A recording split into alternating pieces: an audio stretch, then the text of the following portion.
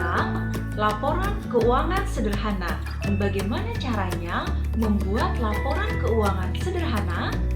Maka untuk menjawab semua pertanyaan itu, silakan disimak pemaparan materi yang akan Ibu sampaikan berikut ini.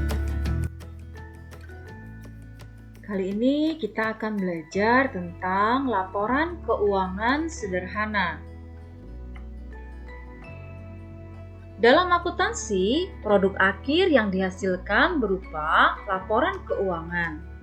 Laporan keuangan adalah hasil proses akuntansi yang digunakan sebagai alat mengkomunikasikan data keuangan atau aktivitas perusahaan kepada pihak-pihak yang berkepentingan. Laporan keuangan berfungsi sebagai alat informasi untuk menghubungkan perusahaan dengan pihak berkepentingan yang menunjukkan kondisi kesehatan keuangan dan kinerja perusahaan.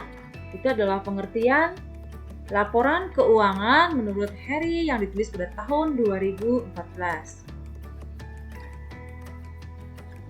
Selanjutnya, pada materi ini kita akan mempelajari laporan keuangan yang masih sederhana. Laporan keuangan sederhana biasanya digunakan oleh usaha atau industri kecil perusahaan perorangan atau firma.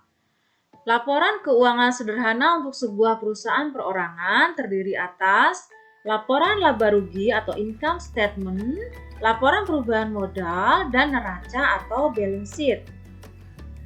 Dari data persamaan dasar akuntansi yang sudah kita bahas sebelumnya, dapat dibuat laporan keuangan sederhana berikut. Yang A adalah laporan laba rugi. Laporan laba rugi menyajikan ukuran keberhasilan operasional perusahaan selama periode tertentu. Dalam laporan laba rugi terdapat perincian seluruh komponen pendapatan serta beban perusahaan. Berikut contoh laporan laba rugi bentuk single step dari persamaan dasar akuntansi Orchid Salon dan Spa. Ini adalah bentuk laporan laba rugi Orchid Salon dan Spa yang untuk periode 31 Januari 2019. Yang pertama dicatatkan adalah pendapatan.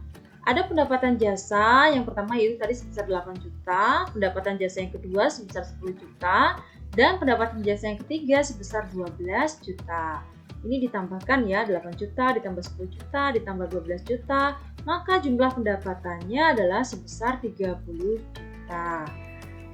Kemudian untuk beban usaha yang dibayarkan yaitu yang pertama ada beban listrik dan telepon sebesar 2 juta, beban gaji sebesar 15 juta, jadi jumlah beban ini harus kita tambahkan.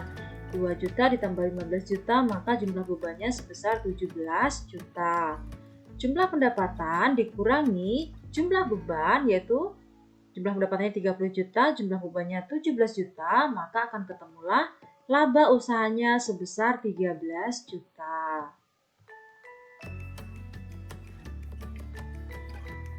Selanjutnya, yang berikutnya ini adalah laporan perubahan modal.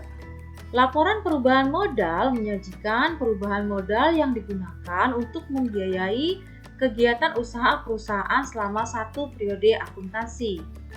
Berikut adalah contoh laporan perubahan modal dari Orchid Salon dan Spa.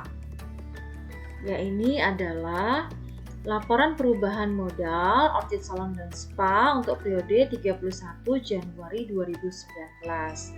Modal pada tanggal 1 Januari 2019 yaitu sebesar 150 juta. Laba bersihnya tadi sebesar 13 juta. Kemudian ada pengambilan untuk keperluan pribadi atau PRIP sebesar 4 juta. Maka laba bersih dikurangi PRIP 4 juta. Tambahan modalnya yaitu sebesar 9 juta. Nah, modal akhirnya pada tanggal 31 Januari 2019 adalah 150 juta ditambah dengan 9 juta, maka modal akhirnya sebesar 159 juta. Selanjutnya kita akan belajar tentang neraca. Neraca melaporkan jumlah saldo harta, utang, dan modal perusahaan pada suatu periode tertentu. Berikut adalah contoh laporan neraca bentuk kontrol diambil dari persamaan dasar akuntansi Orchid Salon dan Spa. Ya, ini adalah neraca Orchid Salon dan Spa untuk periode 31 Januari 2019 dalam ribuan rupiah. Kita lihat dulu untuk kolom harta dulu yang pertama ya di sisi kiri ini. Harta lancarnya yang pertama ada kas sebesar 92.000, piutang usaha sebesar 4.000, perlengkapan sebesar 12.000, sewa dibayar di muka sebesar 35.000. Nah, semuanya ini ditambahkan maka akan ketemulah jumlah harta lancarnya sebesar 143.000. Kemudian di akun harta tetapnya ada peralatan sebesar 40.000. Nah, untuk melihat perubahannya jumlah harta tetapnya, maka ini nanti kita tambahkan ya. 143.000 ditambah 40.000, maka ketemulah jumlah hartanya sebesar 183.000. Kemudian di sisi kanan ada utang dan modal. Yang pertama ada utang lancar. Utang lancarnya tadi ada utang usaha sebesar 15.000 ya, nanti kita tambahkan. Ini adalah jumlah utang lancarnya sebesar 15.000. Kemudian utang jangka panjangnya ada utang bank ya sebesar 45.000. Ini kita tambahkan 15.000 ditambah 45.000, maka ketemulah jumlah utang total keseluruhan adalah 60.000. Kemudian modal pemilik sebesar 123.000. Kita tambahkan 60.000 ditambah 123.000, maka ketemulah jumlah utang dan modalnya sebesar 183.000. Jadi antara sisi harta dan sisi utang dan modal ini saldo akhirnya sama sebesar 183.000 ya. Kita lihat di sini juga sama. Di kolom jumlah utang dan modalnya sebesar 183.000. Dengan berakhirnya pemaparan materi yang Ibu sampaikan, maka berakhir pula sesi pembelajaran kita kali ini. Sampai bertemu kembali di sesi pembelajaran berikutnya. Ibu ucapkan terima kasih atas perhatiannya dan Ibu akhiri. Assalamualaikum warahmatullahi wabarakatuh.